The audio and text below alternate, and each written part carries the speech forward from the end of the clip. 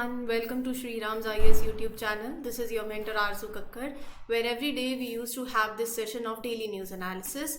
So इस session में हमें जो इम्पोर्टेंट आर्टिकल्स कवर करने हैं मैं आपके सामने एक लिस्ट रख देती हूँ पहले तो, so that you can have a look कि क्या कवर करना है हमें एक्चुअली आज. तो दिस इज़ अ लिस्ट, काफ़ी इंपॉर्टेंट आर्टिकल्स हैं. ग्लोबल पीस इंडेक्स के बारे में पढ़ेंगे 2023 का, एंड फाइंडिंग्स क्या है, इंडेक्स क्या कहता है, इंडिया की पोजीशन कहाँ पर है, इसमें will talk about it. Internet shutdown एक आर्टिकल है, काफ़ी ही बड़ा आर्टिकल है और आप इसको मेंस के पर्सपेक्टिव से एक एडिटोरियल की तरह देख सकते हो, और will talk about it in a very comprehensive manner I would say. और मतलब यूपीएससी पर्सपेक्टिव से, एक मेंस का आंसर लिखने के पर्सपेक्टिव से हम इसको समझेंगे कि क्या चैलेंजेस हैं, क्या वे फॉरवर्ड है, और is it justified internet shutdowns या पॉसिबल रीजंस फॉर इट, और how you should strike a balance between things. तो पूरा एक आर्टिकल हम लेंगे, 360 डिग्री एंगल से इसको कवर करेंगे.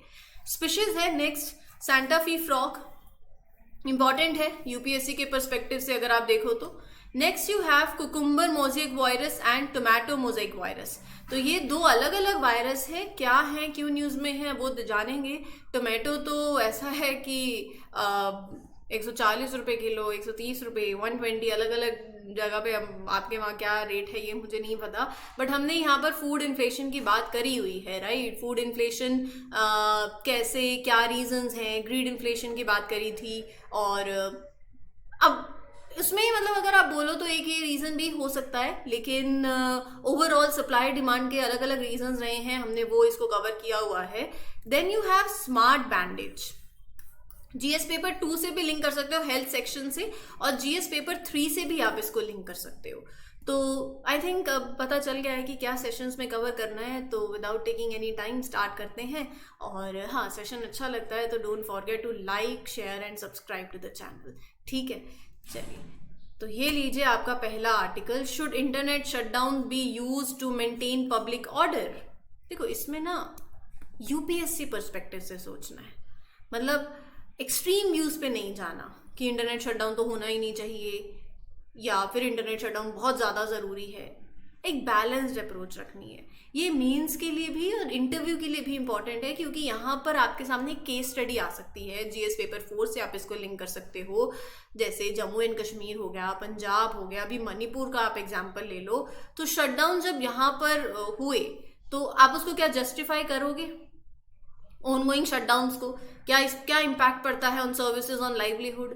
तो इसका एक पर्सपेक्टिव जो है वो you have narrow down perspective नहीं होना चाहिए, राइट. जितना ब्रॉडर कॉन्टेक्स्ट में जितने पॉइंट्स आप इसमें ले सकते हो वो लो, उस पर सोचो, और then you come up with your answer, right. तो ये पूरे आर्टिकल में ना यहाँ सारे पॉइंट्स आपके लिए मेंशन्ड है, मतलब ये पूरा मेंशन्ड है, एक एक पॉइंट मेंशन्ड है. तो वो टेंशन नहीं लेना कि मैम ये जो आप बोल रहे हो हम नोट्स बनाए नहीं बनाए, कहाँ से देखेंगे, क्या होगा.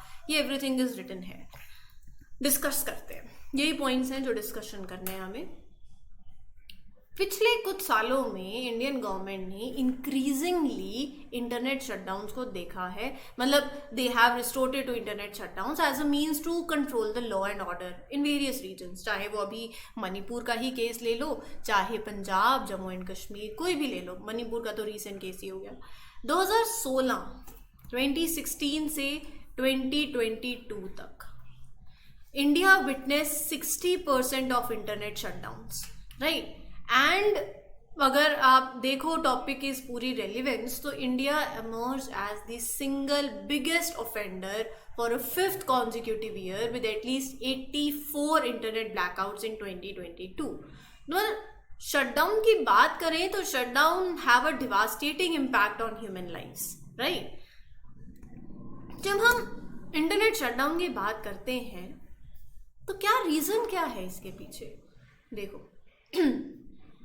पहला तो कम्युनल टेंशंस होती हैं, ठीक है.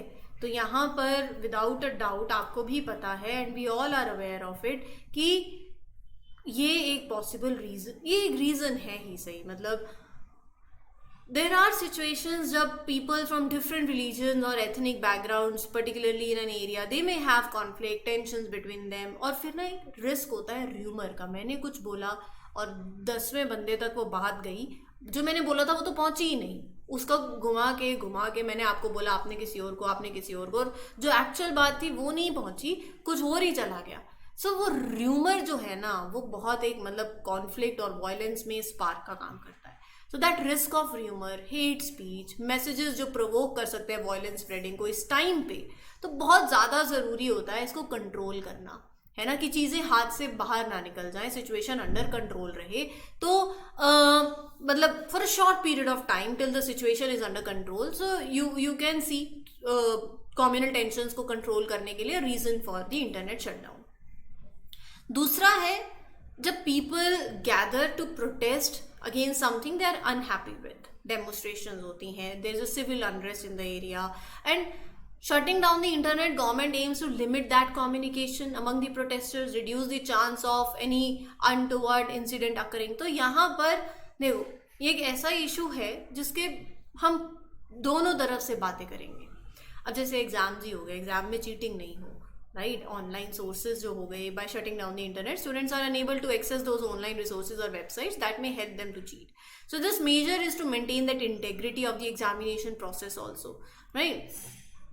रिलीजियस प्रोसेशंस के टाइम पे इंटरनेट शटडाउन में भी इम्पोज इन द एरियाज जहाँ पर there is a concern about maintaining the public order, preventing that spread of content, जहाँ से टेंशन का पोटेंशियल रिस्क जो है वो आ सकता है, right. So this are the scenarios. अब इसके इम्पैक्ट क्या होंगे, हमें हर चीज़ देखनी होती है। मैंने जब सवाल पूछा है तो हमें एक्सट्रीम व्यूज़ पे नहीं जाना, मतलब हमें उसके कि इंटरनेट शटडाउन तो होना ही नहीं चाहिए, बिल्कुल भी तो नहीं होगा। तो आप ये जो कम्युनल टेंशन हो जाती हैं, ये जो पीस और स्टेबिलिटी को मेंटेन करने की बात है, ये कैसे होगा। मणिपुर का एक केस स्टडी में अगर आपसे पूछ लिया जाए और अगर आप बोलो इंटरनेट शटडाउन तो बिल्कुल ही सही है, मतलब बहुत ज़रूरी है, तो फिर इनका क्या।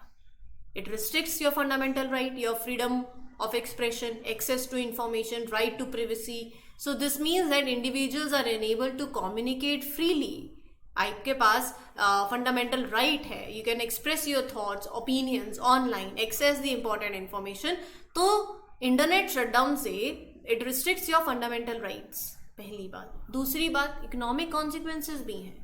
इंटरनेट शटडाउन नेगेटिवली इफेक्ट करता है आपके बिजनेसेस को, ऑनलाइन सर्विसेज को, जो ऑपरेशंस इंटरनेट पे रिलाई करती हैं, e commerce, digital services. So financial losses होते हैं during the shutdowns, right, because you are unable to operate and serve your customers. Overall economy पे, रीजन पे, कंट्री पे इम्पैक्ट पड़ता है। टेलीकम्युनिकेशन, अभी आज हम जो सर्विसेज ले रहे हैं, मैं पढ़ा रही हूँ, आप पढ़ रहे हो, ऑनलाइन है। डॉक्टर्स कंसल्टेशन होती है online, right. Education platforms online. तो ability to learn, access the important services, there is a disruption of essential services also. फिर उसके बाद ह्यूमन राइट्स वायलेशन भी होता है, ये देख लो, ह्यूमन राइट का वायलेशन। अगर प्रोलॉन्ग्ड इंटरनेट शटडाउन है, it is like considered as an action that go against the people basic rights. So these shutdown restrict people from exercising their rights, freedom of speech, expression, they cannot, जैसे अभी बताई रही थी मैं, वो अपने thoughts को शेयर नहीं कर सकते, अपने ओपिनियंस को शेयर नहीं कर सकते, they have limited access to information। तो ये एक पॉइंट हो गया। एडुकेशन पे नेगेटिव इम्पैक्ट पड़ता है, वो भी मैंने आपको बता दिया। बीइंग अनेक, कभी कभार देखो आप अपनी फैमिली से दूर होते हो, और ये भी एक इमोशनल कनेक्ट भी है, you are connected with your friends and family, you feel lonely, feel isolated अगर आप कनेक्ट नहीं करो, right? People are cut off from the internet, they feel like this, they feel disconnected from their friends and family। मतलब this can be a possible reason। Psychological impact होता है, emotional impact होता है। आप पढ़ रहे हो, दूर हो, अपने घर से बाहर आए हो, तो वहाँ पर अगर आप बात नहीं कर पाओगे अपने पेरेंट्स से, अपने फ्रेंड से, तो वो that way you also feel disconnected, no. So these are the possible reasons. अब यहाँ पर जस्टिफिकेशन भी बहुत मायने रखती है। What is the justification behind the frequent imposition of shutdowns? तो यही बात है, अगर आप ये कह दो कि नहीं इंटरनेट शटडाउन तो बिल्कुल सही है, होना चाहिए, और एक तरफ आपने ये रीजंस भी दिए हैं, जस्टिफिकेशन देखो ये है, जब ऐसी सिचुएशन होती है where people might get into the conflict और break the law, government may shut down the internet to prevent things from getting worse. मतलब मेंटेनिंग पब्लिक ऑर्डर बहुत ज़्यादा इंपॉर्टेंट है, so as to maintain peace and prevent any trouble from happening. ये justified reason है। Misinformation बहुत जल्दी spread होती है। जब आप देखो कहीं पर कोई मिस हैपनिंग हो जाए, एकदम से फॉल्स इन्फॉर्मेशन जो है, र्यूमर्स जो है वो बहुत जल्दी स्प्रेड होते हैं, राइट। सो उस टाइम पे there is a lot of confusion और अनरेस्ट, राइट। तो उसको भी आपको you have to make sure that people don't get mislead by the wrong information, they stay safe, so you prevent the spread of misinformation there, right? Next, if there are protests, demonstrations or other activities that government believe that can cause problem, that can cause harm to the people, so they may shut down the internet to disrupt that coordination of those activities, क्योंकि that might lead to trouble in future. Exam की integrity को preserve करना भी बहुत ज़्यादा important है, क्योंकि आप अपने नॉलेज से यू इंश्योर कि everybody is being tested from their own knowledge and skills. So internet shut down that way maybe it is also very important, right. तो अब यहाँ पे सूझबूझ के साथ एक आपको वे फॉरवर्ड देना पड़ेगा, जो कि बहुत ज़्यादा इंपॉर्टेंट भी. आपको रीजंस भी पता चल गए. आपसे इंटरव्यू में जीएस पेपर 4 में केस स्टडी भी रखी जा सकती है. मणिपुर का केस रखा जा सकता है क्योंकि अभी रिसेंट सिनारियो में रहा. तो जस्टिफिकेशन भी आपके पास आ गई आंसर लिखने के लिए. यहाँ पर ना मैंने आपके सामने 2 इंपॉर्टेंट सुप्रीम कोर्ट की जजमेंट्स रखी हुई हैं. ये आप अपने मेंस में यूज कर सकते हो. Anuradha Bhasin versus Union of India and Faheema Shirin versus State of Kerala. So Anuradha Bhasin versus Union of India के अंदर सुप्रीम कोर्ट के जजमेंट में recognise the right to access the internet as a part of freedom of speech and expression. Right? It emphasized that internet shutdowns must be necessary and proportionate subject to judicial review. तो और दूसरी फहीमा शरीन वाले case के अंदर Supreme court का ये भी कहना था कि internet access for accessing fundamental right, Supreme Court reaffirm that. और at the same point of time it stressed that restrictions on the internet access should be temporary, proportionate and justified. यही way forward है, right. तो need अगर मैं बात करूँ एक balance की, तो यहाँ पर पब्लिक ऑर्डर को प्रोटेक्ट करना बहुत ज्यादा इंपॉर्टेंट है. मतलब maintaining public order is a legitimate concern for the government to ensure कि सेफ्टी रहे, सिक्योरिटी रहे, सोसाइटी प्रॉपरली फंक्शन करे. तो इंटरनेट शटडाउन जो है, अगर कोई थ्रेट और पब्लिक सेफ्टी की बात आ जाती है, to prevent that violence, unrest, ये बहुत ज्यादा इंपॉर्टेंट है. दूसरी बात आती है प्रोपोर्शनैलिटी की. मतलब बैलेंस बहुत ज्यादा जरूरी है. देखो, कोई भी major that is taken to maintain public order, चाहे वो इंटरनेट शटडाउन ही क्यों ना हो, इट शुड बी प्रोपोर्शनेट. मतलब शटडाउन हो लेकिन वो टारगेटेड हो, वो टाइम लिमिटेड हो, वो रेदर देन कि आप मतलब प्रोलॉन्ग्ड हो, वो नहीं होना चाहिए. That should be time limited. That is very important, right. फिर उसके बाद जुडिशियल ओवरसाइट ले लो to make sure that any restrictions on the internet access follow the rules that is set by the constitution and international human rights standards. So judicial oversight this means that decisions about how to shut down, when to shut down, ये भी बहुत ज़्यादा important है. That should also be respected. Transparency और accountability बहुत ज़्यादा important है. Government should be open and honest about why they decided to shut down. They should clearly explain that. मतलब the reasons क्या specific risk or danger रहा है that they are trying to prevent. So this will help people to understand कि why such measures are taken. Right, there should be systems in place to make sure government is held responsible if they misuse or abuse the power about internet shutdown. मतलब कहने का मतलब ये transparency और accountability बहुत ज़्यादा important है. और टारगेटेड मेजर, मतलब instead of completely shut down the internet for everyone, government can consider other ways also. Like you can focus on specific content या फिर platform that is causing the problem. मतलब you block या फिर you restrict access to certain websites or apps that are spreading harmful information or inciting violence. So by doing this, you can address the issue without affecting everyone's ability to use the internet or access the important services. तो यहाँ पर ये बहुत ज़्यादा important है as a way forward. मतलब जब आप एक कंक्लूजन की बात करते हो तो टारगेटेड मेजर होना, ट्रांसपेरेंसी होना, प्रोपोर्शनैलिटी होना, पब्लिक ऑर्डर की प्रोटेक्शन में बैलेंस जो अप्रोच होना, ये अपने एक आंसर के अंदर लिख सकते हो. तो मैं आपको आज एक मेंस का क्वेश्चन दे रही हूँ. Try to write the answer for that. Discuss the implications of internet shutdowns on various aspect of the society and how can government strike the balance between maintaining the public order and safeguarding citizens right to access the internet. 10 marks में लिखो या 15 marks में लिखना है, let's say 250 words के अंदर. बहुत important है ये सब चीज़ें. यही चीज़ें हैं जो आपसे इंटरव्यू में भी किसी ना किसी तरीके से पूछी जाती हैं. सो डोंट अंडर एस्टिमेट कि मतलब ये तो मतलब मेंस के लिए ही है। ये जो सेशन है ये बहुत ही कॉम्प्रिहेंसिव है। आप चाहे मेंस ले लो, चाहे प्रीलिम्स ले लो, चाहे इंटरव्यू ले लो, हर तरीके से पूछा जाएगा। अच्छा, एक चीज़ हो रहा है, आज सैटरडे हो गया, तो मंडे से सैटरडे तक जो भी हमने कवर किया है दैट इज इम्पॉर्टेंट, वो आपको रिवाइज करना है। एवरीथिंग इज इम्पॉर्टेंट, तो कहने का मतलब है जो मंडे से सैटरडे तक हमने आर्टिकल्स कवर किए हैं, अब आपके पास संडे है कल, तो जितना भी कवर किया है वो सारा का सारा आपको रिवाइज करना है। कुछ नया मत खोलना। आज के सेशन तक और मंडे से जो सेशन शुरू हुआ, मतलब ये वीक का पूरा रिवीजन कर लोगे तो बहुत सही रह जाओगे।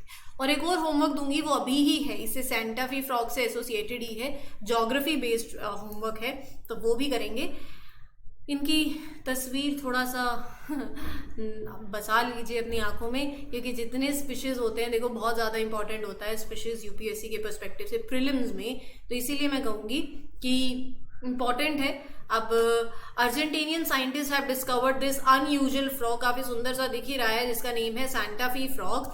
ये फ्रॉग आपको कहाँ देखने को मिलेगा? अगर उन्होंने कहा कि एक्सट्रीमली रेयर स्पीशीज है, that is found only in south American countries, आप कहते हैं ना, हम बिल्कुल सहमत हैं आपकी बात से।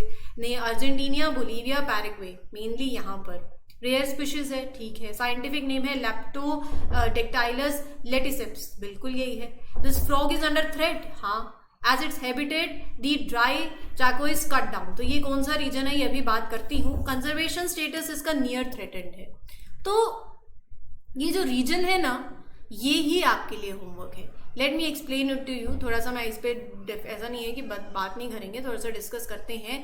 तो होमवर्क में क्या है? होमवर्क में ये है कि आपने ये जो माउंटेन्स हैं, एंडीज माउंटेन, इसको लोकेट करना है मैप में, क्योंकि वहीं पर ये रीजन है। ये एक स्पेशल प्लेस है, मतलब आप लगा सकते हो it is a region with plains and forest and is located in the interior of the south central South America. So it is bordered by Andes mountain and Paraguay and paraná rivers. तो इसीलिए मैं बोल रही हूँ ये map practice है, इसको map में लोकेट करना है। So it is a vast geosyncline basin and यहाँ पर क्लाइमेट की बात करूँ तो tropical in the north to warm temperate in the south. तो इसीलिए कह रही हूँ कि ये मैप में लोकेट करोगे एंडीज माउंटेन को। थोड़ा हम इंडियन ज्योग्राफी तो हमेशा देखते ही हैं, आज वर्ल्ड ज्योग्राफी हो गया, ठीक है। तो मैं उम्मीद करूंगी कि आप ये मैप में ज़रूर देख लोगे, कवर कर लोगे मैप के थ्रू। अगला आर्टिकल है 2023 का global peace index recently release it's annual ranking of the most peaceful countries in the world. अभी हमने इंटरनेट शटडाउन की भी बात करी है, तो उसके रेफरेंस में आप इसको लिंक भी कर सकते हो। सो हाँ, ग्लोबल पीस इंडेक्स की बात कर लेते हैं। एक रिपोर्ट है, हर साल आती है and is created by very important institute for economics and peace. तो इसके अंदर 163 इंडिपेंडेंट स्टेट्स हैं और टेरिटरीज हैं जिनकी रैंकिंग होती है according to their level of peacefulness 3 domains में। पहला है सोसाइटल सेफ्टी एंड सिक्योरिटी। इसका मतलब क्या समझते हो आप? इसका मतलब है कि उस कंट्री में how safe people are, how well government protects them from things like crime, from things like violence, ongoing domestic और international conflict के अंदर it looks कि whether a country is involved in any fight या फिर war within its border or with other countries, तो ये parameter देखे जाते हैं। मिलिटराइजेशन, so it shows कि how much a country spend on its military, how many weapons it has। तो overall इन सभी पैरामीटर्स के बेसिस पे पिछले कई सालों से Iceland is ranked as the most peaceful country in the world. ये देखो, most peaceful country in the world, a title is held since 2008। बहुत बड़ी बात है ये। उसके बाद डेनमार्क, फिर आयरलैंड, फिर न्यूजीलैंड और फिर ऑस्ट्रिया। और अगर मैं बात करूं the least peaceful country in the world पिछले 8 सालों से, अफगानिस्तान, फिर येमेन, फिर सीरिया, फिर साउथ सुडान और फिर डेमोक्रेटिक रिपब्लिक ऑफ कॉन्गो।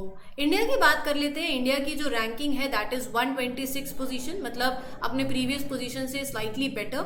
ये रिपोर्ट कह रही है कि इंडिया ने इंप्रूवमेंट शो करी है, मतलब पीसफुलनेस के अंदर, क्योंकि वायलेंट क्राइम्स कम हुए हैं, better relationship with the neighbouring countries, political stability improve हुई है, तो इस चक्कर में। और रही बात दूसरी कंट्रीज की, Nepal, China, Sri Lanka, USA, Pakistan, they have been ranked as 79, 80, 107, 131, 146।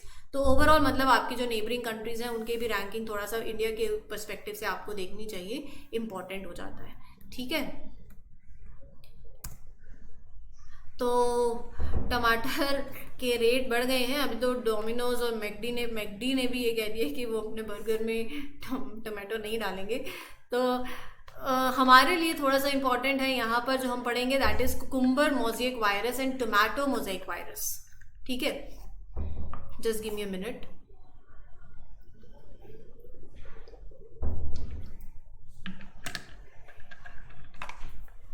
हाँ, तो देखो जो ये फूड इन्फ्लेशन है, मतलब अगर आप बोलो कि ये रीज़न है, बिल्कुल यही रीज़न है, तो यूपीएससी पर्सपेक्टिव से सोचना है, ये एक वन ऑफ द रीज़न हो सकता है। लेकिन हमने बहुत से रीजंस पढ़े हैं सप्लाई डिमांड का, और सारी पर्सपेक्टिव हमने इसके पूरा अच्छे से कवर किया हुआ है। यहाँ पर कुकुम्बर मोज़ेक वायरस और टोमेटो मोज़ेक वायरस, ये दो अलग अलग वायरस हैं जिन्होंने महाराष्ट्र और कर्नाटका की क्रॉप्स को रिस्पेक्टिवली इम्पैक्ट किया है। Two plant pathogens have similar names and cause similar damage to the crops, but they belong to different viral families and spread differently. तो दो अलग अलग वायरल फैमिली से ये बिलोंग करते हैं। Both virus can cause almost 100% crop loss unless properly treated on time. तो यहाँ पर अगर आप देखोगे तो ये जो टोमेटो वाला वायरस है, tomato mosaic virus, it belongs to viride family and is closely related to tobacco mosaic virus. यहाँ पर ये वायरस है तो होस्ट होगा tomato, tobacco, pepper and certain ornamental plants, ये है होस्ट। फिर उसके बाद कुकुम्बर मोज़ेक वायरस जो है, ये 1934 में it was identified in cucumber, इसीलिए नाम आया। एंड लेकिन ये जो वायरस है it has much larger host pool than includes, मतलब इसके अंदर कुकुम्बर को, मेलन में, एग प्लांट में, टोमेटो, कैरेट, ये सारे इट इज होस्ट टू। 1934 में it was identified in cucumber, नाम इसलिए कुकुम्बर मोज़ेक वायरस पड़ गया। तो ये वायरस स्प्रेड कैसे होता है? दोनों अलग अलग तरीके से स्प्रेड होते हैं। जो टोमेटो वाला वायरस है ना, उसमें क्या होता है, through the hands of nursery workers who fail to sanitize themselves properly, तो वहां से it spread through infected seeds, saplings, agricultural tools before entering into the field, right? So because they fail to sanitize themselves properly before entering into the field, तो वहां से it spread this tomato mosaic virus. And रही बात cucumber mosaic virus की, तो it is spread by aphids, मतलब यहाँ पर they are sap sucking insect. तो यहाँ पर क्या होता है, जैसे टेम्परेचर, हाई टेम्परेचर हो गया, फिर रेन हो गई, so these are the conditions जिसमें ये मल्टीप्लाई करते हैं and they are conducive to spread.